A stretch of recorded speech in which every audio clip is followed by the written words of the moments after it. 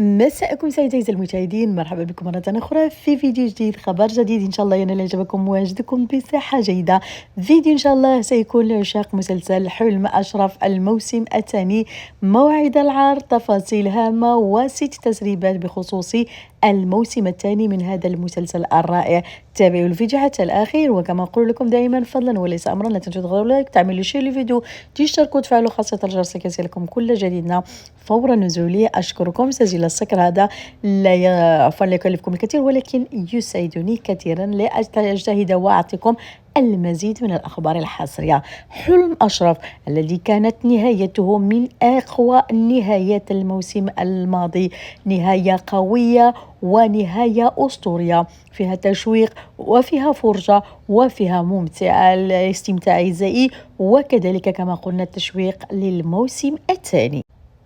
الموسم الثاني الذي سيبدأ حسب التسريبات سيبدأ بتخطي الوقت، مرور زمني، وسيستمر المشهد حيث يتم إطلاق سراح أشرف من السجن وينتظره جوردال وفاروق ومولوما في الخارج، وهناك تغييرات في حياة جميعهما دون التسريبة الثانية أعزائي بخصوص الموسم الثاني، ستحصل تشاغديما أعزائي على الترقية التي أرادتها دائما، واعتقد أننا سنرى إبريل كمغنية مشهورة، ستكون مشهورة ومفاجأة كبيرة.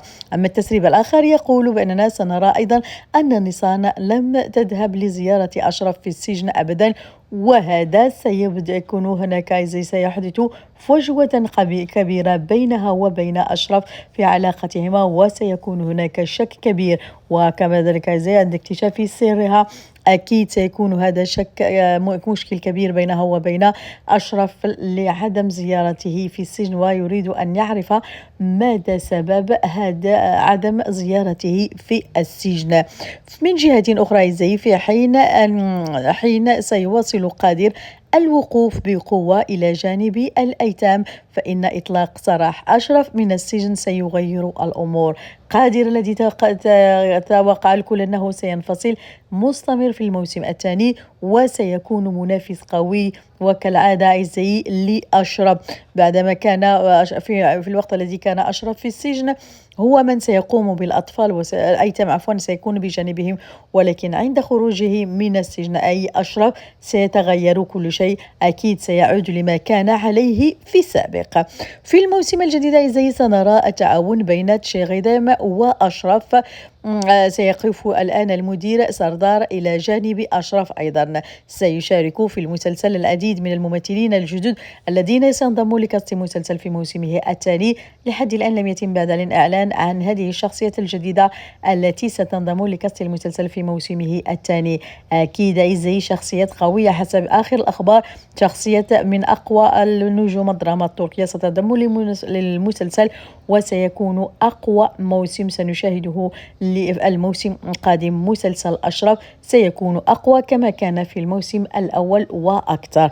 ما رأيكم أعزائي في مسلسل حلم أشرف؟ هل ستتابعون الموسم الثاني؟ خصوصا كما قلت لكم أن هناك تغييرات قوية للأحسن، خصوصا في علاقة نيسان مع أشرف وكذلك قدير وباقي الكاست، ومع انضمام شخصية أخرى ستتغير الأشياء لشيء قوي جدا وأحداث رائعة وموسم جيد جدا، موسم الذي ينتظره الكثيرين بوجود الأسطورة طبعا شطاي أولسور. كل شيء سيكون جميل وممتع. شاركوني رأيكم أعزائي في الموسم الأول من مسلسل حلم أشرف وتوقعاتكم للموسم الثاني. وصلت لنهاية هذا الفيديو، أتمنى أن ينال إعجابكم، لا تبخلوا على بالتحت لايك سبسكرايب، وكذلك كمان جميل نعطيكم هذه الأخبار الحصرية، وإلى اللقاء في فيديو جديد. تحياتي لكم وشكرا على المتابعة.